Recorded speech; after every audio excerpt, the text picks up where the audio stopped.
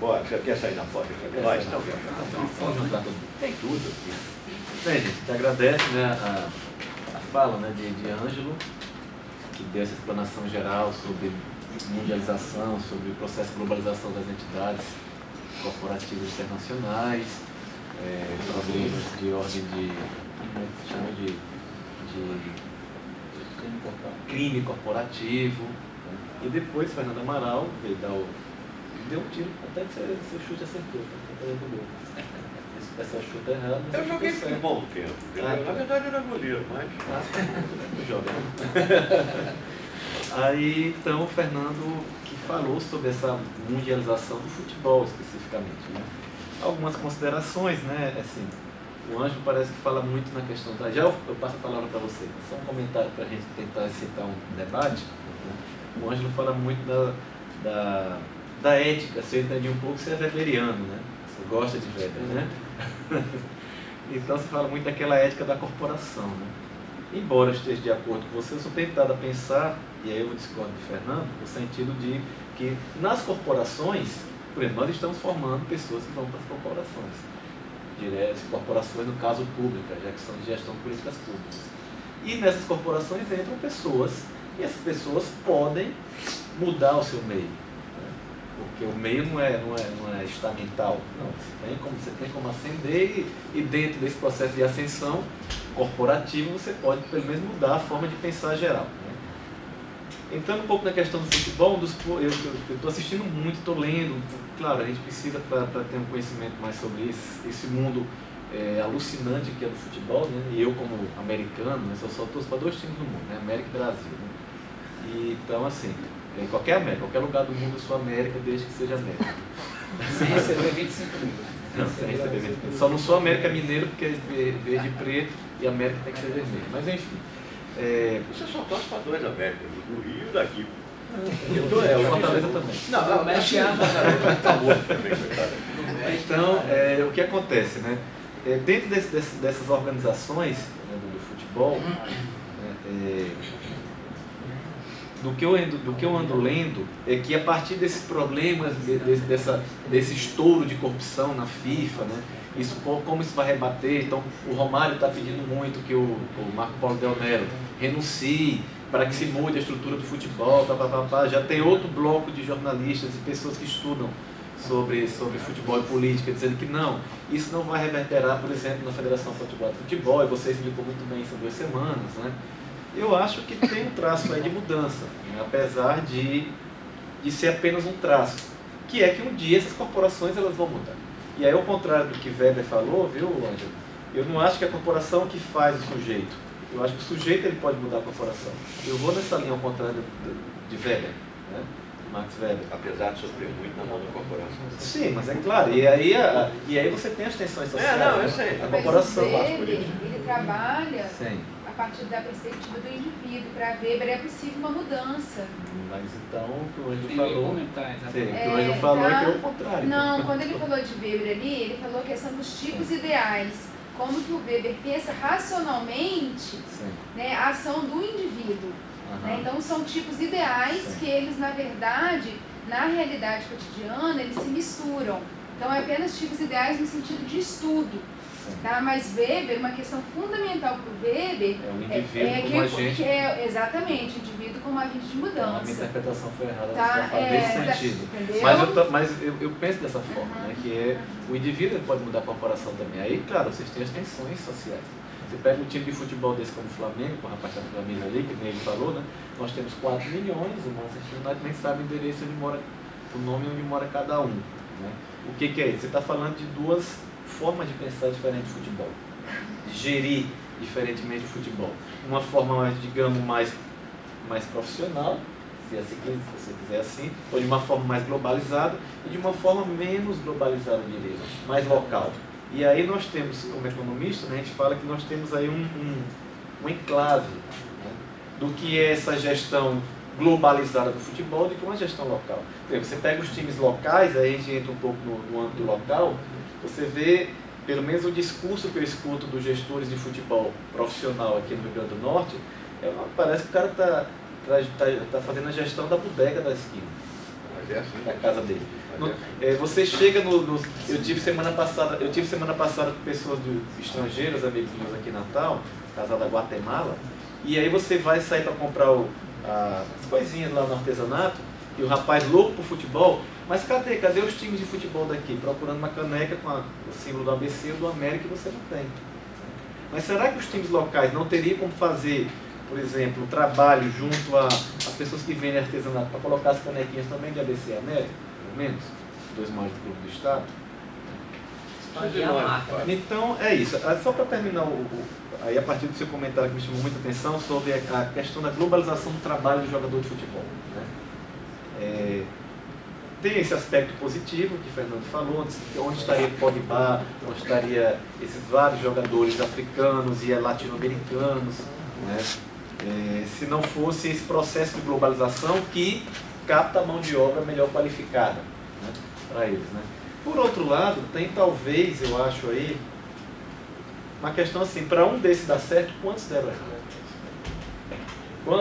Para um Neymar com 13 anos de idade fez depois se eu estiver errado, fez um contrato de 60 mil reais com o Santos, com 13 anos de idade, quantos Neymares ficaram pelo meio do caminho que sequer conseguiram se profissionalizar?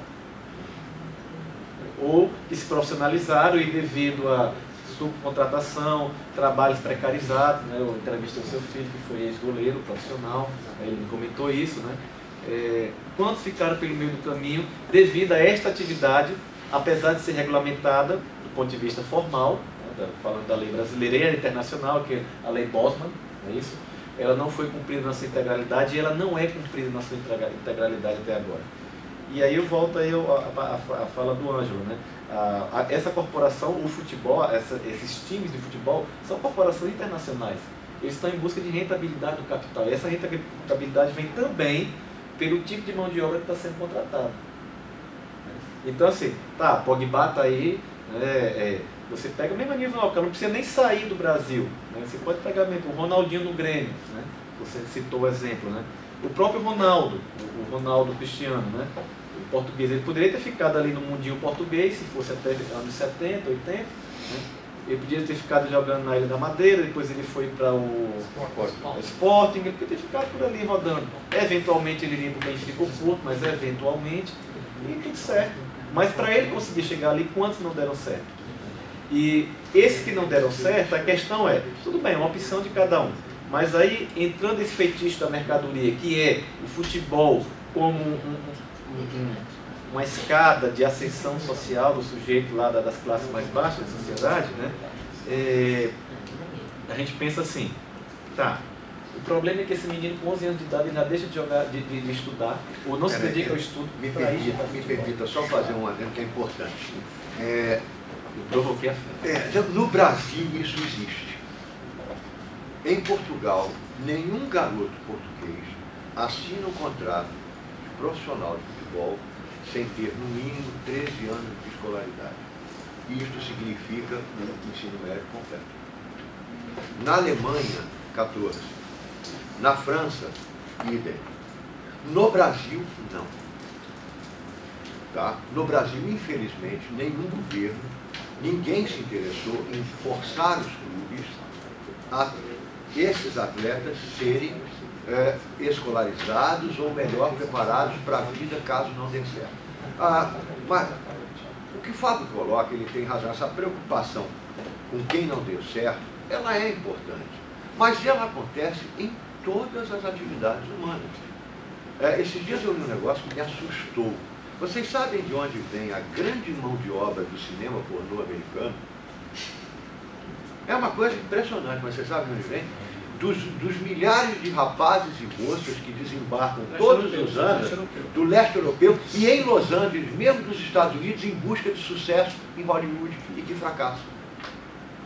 O Brad Pitt, se eu não me engano, ele era um mecânico, que de repente alguém olhou e disse, o cara é bonito, dá para arrumar, mas é sorte. Isso acontece dentro da universidade. Nós formamos aqui 40, 50 alunos por turmas, né, dependendo da disciplina, no ano.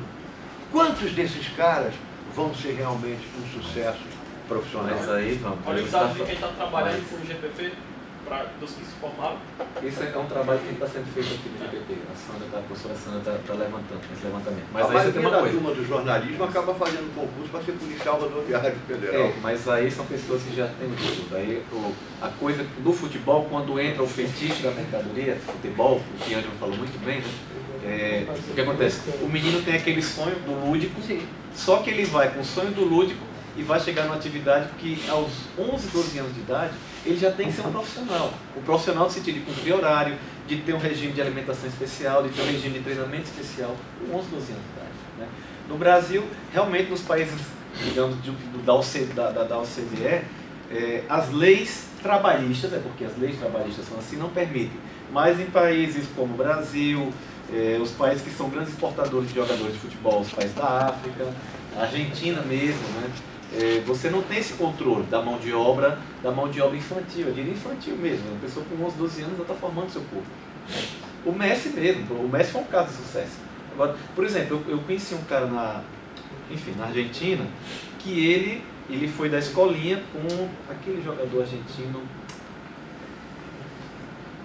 que jogou no Real Madrid, acho que ele está no Napoli agora, centroavante. Higuaín, exatamente. Higuaín. Esse cara que conheceu, o Manuel, até o Manuel é o nome dele. Louco pro futebol. O Manuel. Eles não fazem outra coisa. O Manuel foi da chancla do mesmo time de futebol que eu não sei agora, do Higuaín, na Argentina. Só que Higuaín foi chamado para a Europa e ele, Manuel, foi para o futebol do Canadá. E ele disse que que salvou a vida dele foi ter ido para o Canadá, com 13, quase 14 anos de idade. Né? Por quê? Porque ele era louco para ser jogador de futebol, ou seja, aquele lúdico. Né? O sonho dele era ganhar uma Copa do Mundo em cima do Brasil. Ele me falou isso, né? Parou de estudar e, por sorte, ele jogou até os 30 anos de idade no Canadá e fez fortuna. Fortuna, entre aspas, fortuna, para voltar para a Argentina, comprar uma terra lá. Hoje ele é um cara com 36 anos de idade. 35, a idade de Higuaín, sei lá, um ano, 2 anos. Meu filho jogou com esse lateral da seleção, Luiz. Esse cabeludinho. Davi Luiz. Agora o Davi Luiz estava indo no Vitória. Ele teve uma passagem rápida. Davi Luiz era um Zezinho Ruela. Tá? Eles estavam começando. Agora, o Davi Luiz é fruto de sorte. Agora, também há um outro lado que é preciso se colocar. O Fábio coloca bem quando ele diz assim, jogador de futebol, e eu vou ampliar, o atleta, o artista, o bailarino, né? Essa turma que tem uma profissão, a modelo, uma profissão de curto tempo, que começa muito cedo, essa rapaziada precisa ter, aos 16, 17 anos, a maturidade de um homem de 30. Porque, de repente, nós somos 3 pessoas que podemos nos dizer bem-sucedidas na vida, sonhando com um pouco mais. Eles mais do que eu, porque eu já estou querendo me aposentar mesmo e para baixo de uma árvore. Entendeu? Essas ilusões, esse negócio de estar com 90 anos dando palestra, se babando, eu não quero não. Entendeu? Eu quero ficar debaixo do árvore tomando sugrada. O cara diz, lá vem Fernando, grande figura, aí entra Fernando com uma bengala tremendo. Não, eu estou fora. Não, para, que menor idade, velhice é um horror. Então, o resultado. A primeira coisa que você descobre quando você fica velho é que você, a partir dos 50, você fica invisível para as meninas de 25. Isso é um horror. É horrível. Você entra num lugar cheio de menina linda de 25 anos, elas não te veem, você pode tirar a roupa que não acontece nada. Entendeu? Quando você chega aos 60, aí já são as de 35, já começam a não te ver mais, você fica Porra, tem uma hora que só as de 75 te olham, você diz, meu Deus, minha avó está apaixonada por mim. Então o resultado é meio machista, mas pode servir para vocês mulheres também. Então o resultado. Então, existe a coisa da responsabilidade. Por exemplo, é profissionalismo. Meu filho. É uma atividade extremamente. Você está numa atividade extremamente competitiva. Meu filho cometeu 2 erros. E ele hoje admite esses 2 erros, o que na época ele não cometia. Ele cometeu 2 erros. Primeiro, ele foi extremamente imaturo. Normal. Tá? Não deveria, porque foi orientado para não ser. Tá? Mas ele foi extremamente imaturo. Tá? E essa imaturidade o fez perder 3 oportunidades que teriam alavancado a vida dele. A primeira, quando ele, por causa de uma namoradinha, deixou de ir para o Internacional de Porto Alegre. Eu não matei porque matar filho é crime. mas eu cheguei a carregar. Eu disse, eu vou matar o Zé. A segunda, quando ele deixou de disputar um torneio na Itália, por um clube em Santa Catarina, porque uma segunda namoradinha disse que terminava o namoro. Nenhuma delas continuou com ele, não continuou com nenhuma delas, o que significa que ele é uma anta total e tetraplégico. E o terceiro erro, esse muito mais grave ao meu ver. Para o azar dele, ele é um homem, era um menino muito bonito e é um homem hoje muito bonito aos 35 anos de idade. E este cara nunca teve dificuldade para conquistar uma moça, que dirá uma namorada. Eu queria ter tido a sorte daquele miserável, rapaz. Sabe? O cara não teve dificuldade. Então esse mundo do futebol deu a ele possibilidades que vocês não têm ideia. E ele se encantou por isso. Quando ele descobriu que estava errado, não dava mais tempo para voltar. E ele teve que refazer a vida dele, e foi muito sofrido, e aí eu me orgulho muito dele. Em 2007, quando ele parou de jogar futebol, 2007? Não, 2008. Ele tinha 28 anos. Ele não tinha terminado sequer o segundo grau. Hoje, em 2015, ele formou-se, passou em 3 concursos públicos, terminando uma pós-graduação, tá? E está empregado numa área que ele gosta, que é a polícia metroviária, e é o chefe da polícia metroviária do Brasil. Está muito bem, ganha mais que eu, entendeu? Mas ainda assim, eu sinto nele a frustração de não ter dado certo. Tá? Ainda assim, por exemplo, ele parou de jogar futebol, que era uma coisa que ele amava. E sabe por que ele parou? Porque magoa ele jogar futebol, porque ele sabia que podia ter dado certo. Entendeu? Eu botei esses dias um vídeo aqui, e eu botei para ele. De vez em quando eu faço essas maldades com ele. Ele diz, goleiro não joga. Eu tenho um vídeo aqui que eu postei ontem, porque ele ontem teve uma conversa comigo, eu postei o vídeo do Oliver Kahn. Eles tinham características muito parecidas. Eu não estou falando só como pai, não. Estou falando como que eu ouvi de gente. E botei para ele. Ele hoje me ligou de manhã e disse, você costuma ser tão cruel que você quer, né, pai? Eu digo, é só para você lembrar que não se joga oportunidade fora, não jogue de outra. Aproveite isso. Então, às vezes, há um fracasso pessoal também. Entendeu? Agora, que existe a exploração, que existe a maldade, que existe a sacanagem, isso vocês não têm dúvida. Bem, é isso. Então, vamos escutar de vocês. O Flamengo, o Abelardo, quem mais foi bloco de 3? Sabia? Bom, seu nome, quando é que você vem? Ícaro César, estudo jornalismo, a galera aqui é tudo de jornal e falando nesse âmbito de sociedades não, de instituições criminosas, né, nesse âmbito da FIFA, o Flamengo aprovou uma lei para o estatuto do clube, a lei da responsabilidade fiscal, que impõe o quê? Se qualquer membro da cúpula cometer algum ato de corrupção, ele vai ter que pagar com os seus próprios bens e não vai poder se candidatar. Então, eu queria saber se teria como a CBF ou alguma outra instituição intervir nisso para que todos os clubes apoiassem essa ideia para todos os clubes brasileiros a nível de Série A, porque é uma lei muito importante. Você fica limitado, você não vai poder... Você sabe que se você for corrupto, você vai ter que pagar com seus próprios bens e vai ficar inelegível. Então eu queria saber a opinião de vocês a respeito disso. É mais ou menos para os dois professores a pergunta, mais para o Fernando, porque o professor falou sobre essa coisa do capital se mover mais rápido devido ao carisma da instituição, né? E o Fernando falou que aquela coisa da torcida influenciar nas decisões do clube, e o professor Fábio falou que tinha como os atores dentro do clube poderem mudar a cara da instituição. Eu acho que essa coisa de chamar falar, não, o torcedor também é canalha e tal, porque ele incentiva as decisões nefastas dentro das próprias entidades. Eu não acredito muito nisso, sabe? Porque eu vejo mais o torcedor, Fernando, como uma massa de manobra do clube. Eu acho que o torcedor não tem essa influência no Brasil de mudar a cara do clube. Nenhuma. Eu só vejo as decisões sendo tomadas pelo Eurico Miranda da vida e não acontece nada. Entendi isso aqui. Você está entendendo, né? Claro.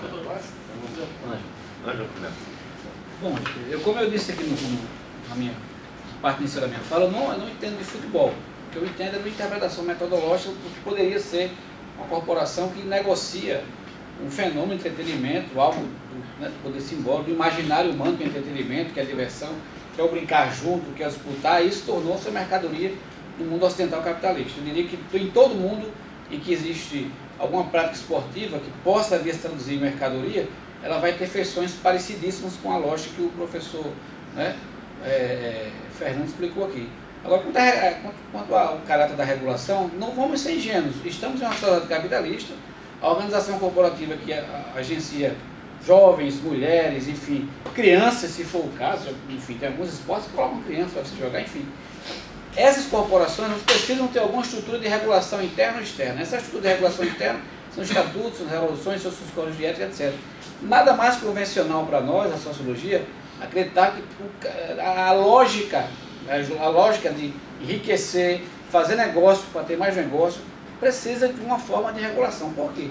Porque há um limite que a corrupção desenfreada, ou a corrupção desregulada, ela causa um problema na própria lógica corporativa. Então, qualquer organização que você for, por pequena que ela seja, por mais forte, nacionalizada que ela seja, ela vai ter alguma estrutura mínima de regulação do comportamento de seus representantes. Agora, se isso vai ser efetivado de fato, se isso vai ganhar um traço ético, e que é da nossa crença que vamos ter uma instituição, uma corporação que seja a expressão pura do comportamento ético, isso é da ordem da ingenuidade. Estamos tratando de uma organização que acumula dinheiro com entretenimento, com futebol, todos os efeitos e consequências individuais e coletivas que ela vai gerar, que foi explicado aqui. Agora, não há um tipo puro, aí sim cabe a regulação. E aí, você que entende futebol, não entende futebol, como eu disse, o Estatuto do Torcedor já prevê uma série de condicionantes. As regulações internas dos grandes clubes, eu acho que já é uma forma de você organizar isso. E parte da ideia é uma ideia ontológica, a ideia de que corrupção, acumulação indevida, crime, surge para nós indivíduos como se fosse algo inato do nosso egoísmo. Isso não é do nosso egoísmo. Na sociologia isso é uma construção social, dada a relação de interesse ou vantagem econômica e o contexto em que se ocorre.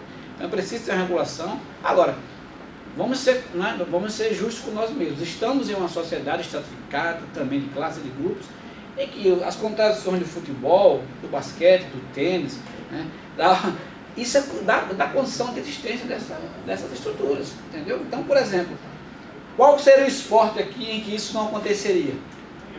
Entende? Ou vamos pensar o seguinte, qual a atividade humana em que necessariamente algum de nós não fosse condicionado a exercer uma prática corrupta? Eu me lembrei de um texto de um autor clássico do século XVII, chama David Hume. David Hume disse que, num texto chamado A Origem do Governo, o texto do Hume diz o seguinte: olha, como é que você escolhe um juiz, um magistrado? O magistrado ele está disperso na sociedade. Mas como você escolheu o magistrado? Procure a linhagem familiar desse magistrado. Lá você encontrará um sujeito probo, ou seja, aquele sujeito que tem um comportamento acima da média da ética geral. Ou seja, é um sujeito que vai saber, na visão do Hume, distribuir a justiça. Mas Hume diz, a justiça distribuída por esse homem precisa estar acima dos parlamentos, inclusive acima das religiosidades. Mas como garantir que ele não será um corrupto? Como garantir que ele não será um criminoso? Basta aquinhorá-lo ao máximo, segundo Hume. Basta dar-lhes mulheres, bons soldos, um bom salário, terras, propriedades. Mas mesmo assim, segundo Hume, este homem precisa, mesmo sendo juiz, ser controlado. Porque para Hume é da condição.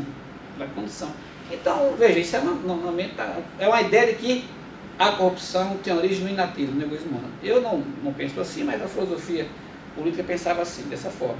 A gente está aqui para debater ela.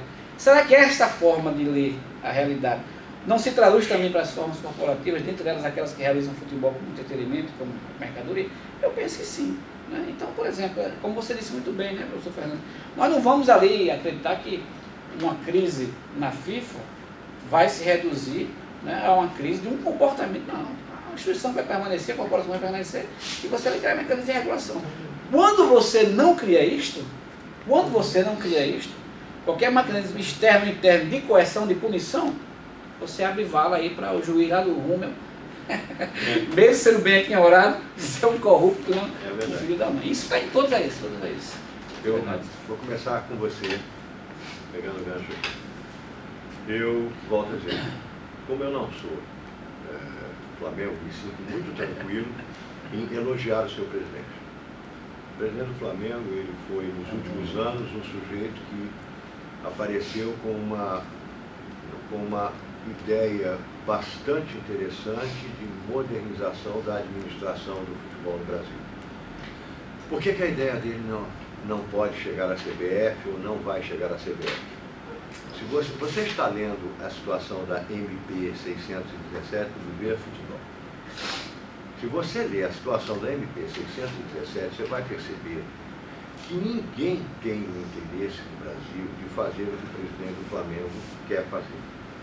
O governo federal colocou uma lei que até, de uma certa forma, ela é invasiva, mas ela tem boas intenções. Veja, eu não sou eleitor da Dilma, não sou PT, mas preciso fazer um elogio a esta postura do governo Dilma, até para ser justo.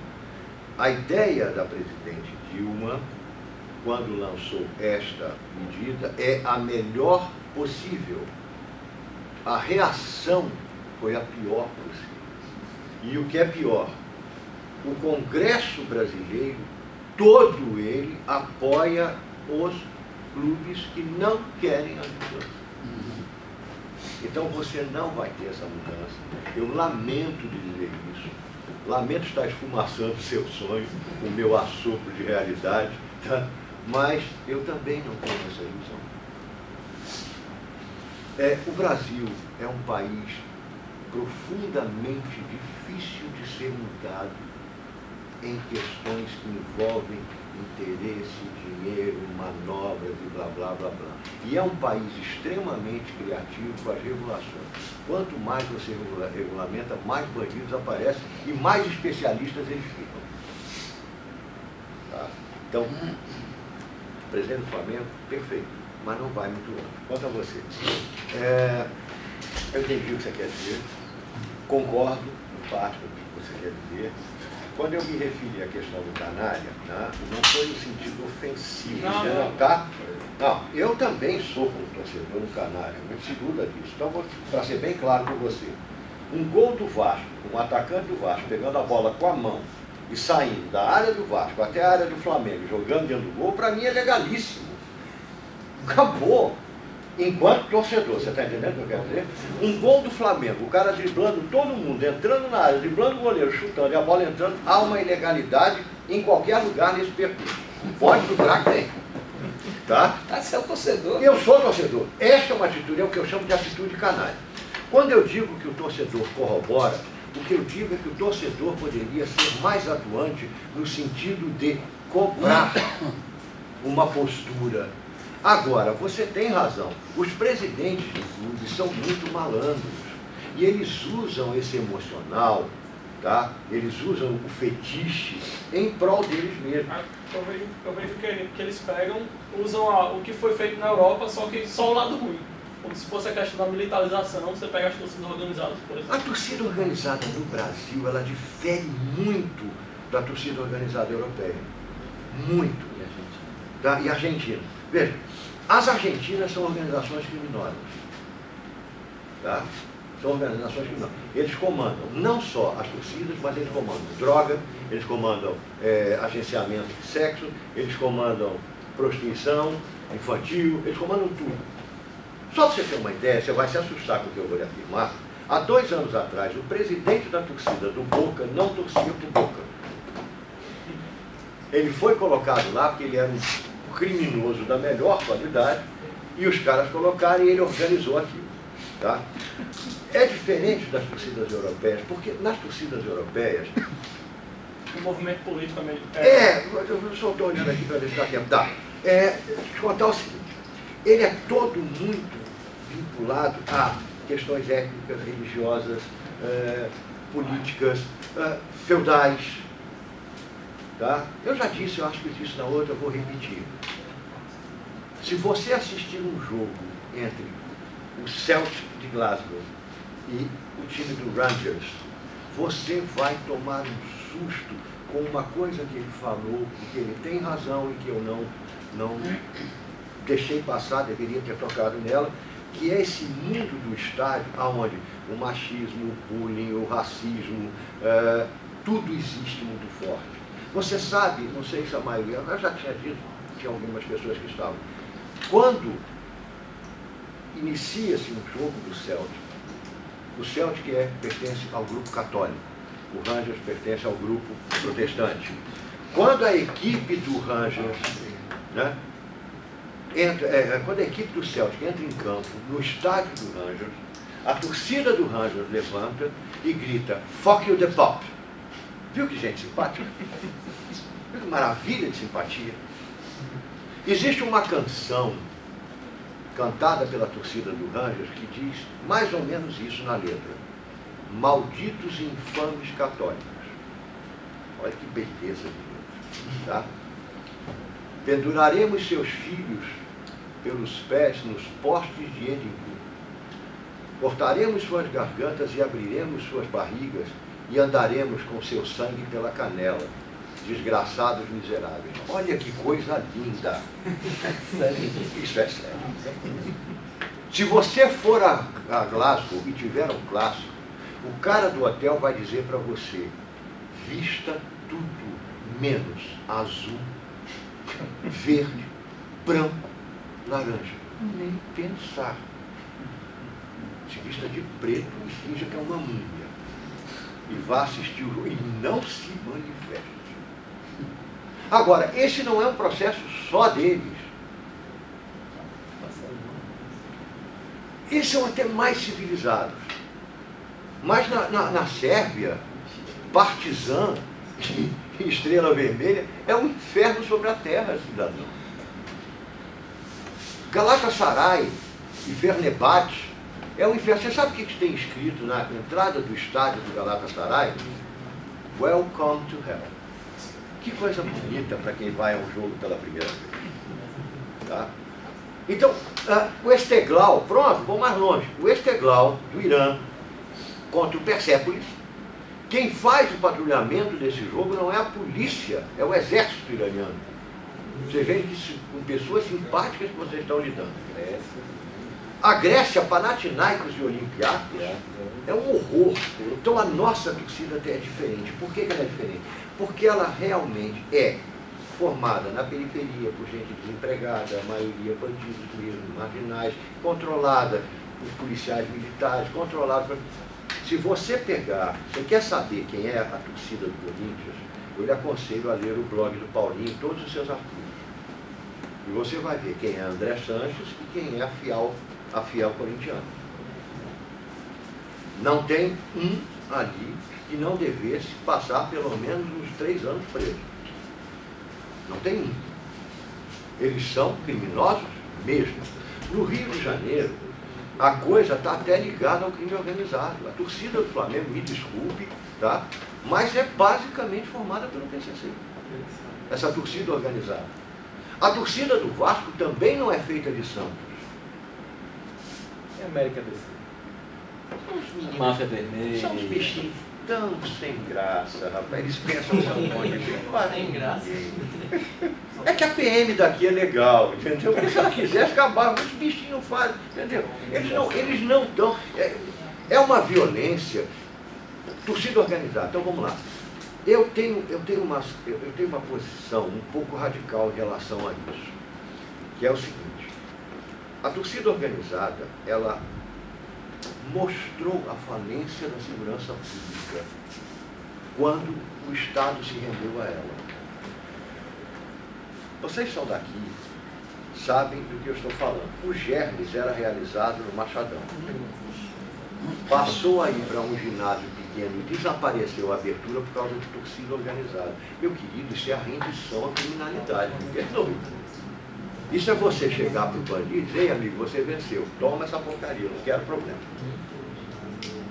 Então, essas torcidas organizadas aqui, elas existem como gangues mesmo, miúdas, pequenas. Elas ainda não são. Tá? Eu desafio a pegar, eu gostaria de ter grana para pagar toda a máfia vermelha para ir assistir a um jogo do América com o Corinthians e fazer o que ela faz aqui.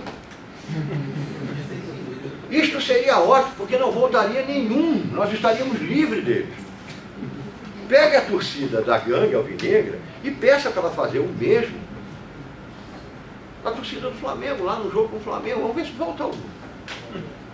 Então você poderia... Agora, eu até iria mais longe, coloque a máfia vermelha, toda vestidinha de verde e branco, contra o Rangers, vamos ver como é que eles funcionam. Então, é uma diferença. A maioria dos dirigentes banca isso. Banca as viagens. Gente, é só vocês analisarem o seguinte. Como é que o sujeito passa 8 dias seguindo o clube dele, que jogou domingo e quarta em outro estado, tá? Como é que ele banca isso se ele não vai trabalhar? E como é que ele trabalha sem perder um emprego? Alguém está bancando. São os dirigentes. Então essas torcidas, elas servem até mesmo para impor medo a uma oposição dentro do clube. E para fazer mandatos criminosos, sim. Tem jornalistas que são ameaçados. Eu fui já. Eu fui ameaçado pela gangue alvinegra. E eu disse ao cara, a hora que vocês quiserem, onde vocês quiserem. Não tem nenhum problema. Eu não estou na Globo porque eu sou o único jornalista no Rio Grande do Norte que deu um murro no torcedor do ABC dentro do estádio do ABC. Porque ele disse para mim que ia me matar. Eu disse, então vai ser agora, companheiro. Eu estava na Globo na época, e quando eu cheguei no outro dia, a Globo tinha montado um esquema para liquidar o cara. Tinha entrevista na InterTV, tinha entrevista na própria Globo, já sabia onde o cara trabalhava, eu pedi o emprego do cara. E eu aí, vou ser muito honesto com vocês, vou parecer um pouquinho pedante, mas eu acho que eu fui muito decente com o cara. Porque eu disse a eles, quando eles disseram, não, Fernando, ele me agrediu, eu digo, não. Ele me agrediu verbalmente e me ameaçou. A porrada que deu foi eu. Isso tem que ser dito. E outra, eu não quero tirar emprego de ninguém. Ele é só um idiota que achou que podia fazer o que quisesse. Porra, a família do cara não tem culpa da história. Era motorista de ônibus da Santa Maria. Eu digo que eu já estou satisfeito, já dei um murro nele, para mim está tudo resolvido. Tá, então, aí eles não fizeram nada, o que eu fiquei muito feliz. Porém, quando eu terminou o contrato, que eu estava lá para substituir Hélio Câmara, eles contrataram um segundo comentarista e não fui eu. Foi Pedro Neto, que é uma figura que eu gosto muito, pessoalmente. Pronto. E Pedro Neto está lá até hoje, porque eles consideram que um comentarista, um jornalista, alguém que esteja na posição, tem que ser... tem que ser assexuado, sabe? Esse assexo, não assexuado. Não, é assexuado também, porque você não pode nem sentir tesão. Porque se fizer, os caras, não pode. Você tem que ser o babaca perfeito. O cara vai... Esses dias um torcedor disse um troço que eu achei terrível. Não, porque os torcedores estavam ali xingando, estavam coisa, aí o Pastana do ABC passou e estirou o dedo dos torcedores. Isso, olha a mentalidade do torcedor. Isso é um desrespeito ao torcedor. Porra, tu estava xingando o cara. Vocês já viram como o torcedor xinga? Você tá passando, viado, filho da puta, joga pedra em outro. Joga pedra, e aí o cara não pode estirar o dedo, porra, porque é desrespeito a ele. Isso entra um pouco no que o Ângelo falou, né? Essas corporações, elas têm um padrão de comportamento. Eu costumo dizer, em algum texto meu eu já escrevi, aprovaram para algum lugar, então eu acho que o que eu falei não foi do todo errado, né? E, por exemplo, eu não acho particularmente, entrando um pouco na enseada futebolística, eu não acho o Kaká um grande jogador de futebol. Foi o melhor do mundo, né? Joga, o cara mediano, enfim. Por exemplo, eu acho o Souza, que jogou aqui no América, um jogador do nível de Kaká. Mas o que acontece, né? O Kaká é bonito, o Kaká tinha uma formação de classe média paulistana, O Kaká... Brasiliense, mas ele foi formado em São Paulo, né? O Kaká, ele tinha um nível de estudo acima da média dos outros jogadores. O Kaká, ele tinha um nível de comportamento. Você vê que em 2009, eu morava no exterior, ele fez aquela propaganda para aquela cueca lá. Aquela loja aquela empresa internacional de moda, Walmart, não sei qual foi, enfim. E aí ele aparecia de cueca lá. E aí fizeram entrevista com ele. Ele é magrelo, né? A Vogue fez entrevista com ele, e aí eu li a entrevista na época, e aí você acha ridículo aquilo dali, mas quais são os valores que estão sendo levantados ali? É o valor da moral, dos bons costumes, da família. Ou seja, ele é um tipo de profissional que se encaixa a esse padrão de comportamento que as corporações, na sociedade globalizada, exigem para ser o quê? Um símbolo internacional. Aí eu pergunto para vocês, que mãe não gostaria de ter Kaká como seu genro? Um cara bonito, um cara falante, um cara estudioso, um cara bonito, um cara... Você gostaria de não ter? Ah, tá. Não, eu como pai gostaria, porque segundo ele só casou, ele só teve relação com a filha depois de casado. Né? Isso para um pai... Isso entra nessa coisa que a gente está falando aqui, né? Desse padrão de comportamento. E é um pouco, já eu te passo a palavra, Renato, isso é um pouco que talvez nessa coisa da globalização do esporte, e isso eu acho que a gente falou semana passada em algum momento, esse padrão de comportamento das torcidas, por exemplo. Né? E se critica muito pela arquitetura dos estádios novos. Né? A torcida agora tem que ser a mesma, é espetáculo de futebol. E aí o futebol deixa de ser o lúdico, que é aquela coisa, a atração do lúdico. Brasil e Itália 82 foi no estádio Sarriá, que era uma merdinha. Né? E você tinha, já na época, o Camp Nou, que era um grande estádio para quase 100 mil pessoas. Né? Lá colocaram Polônia, não sei quem lá, nem me lembro que foi, Polônia Áustria. Por outro lado, você tem a torcida do Borussia Dortmund, que é uma torcida hoje admirada no mundo inteiro pelas grandes festas que faz e pelo baixo nível de violência que eles têm. Sim. Tá? Isso é importante também citar o lado bom. Mas é um caso, né? Mas assim, fica aquele caso, porque a tendência é você uniformizar os comportamentos, as corporações exigem isso, para vender também se exigem isso, né?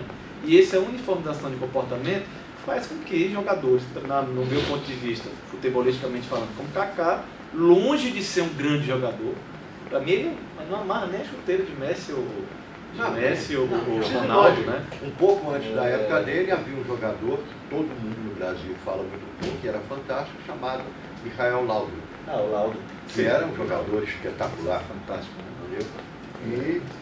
E não foi o melhor do mundo, que gostava muito de beber cerveja.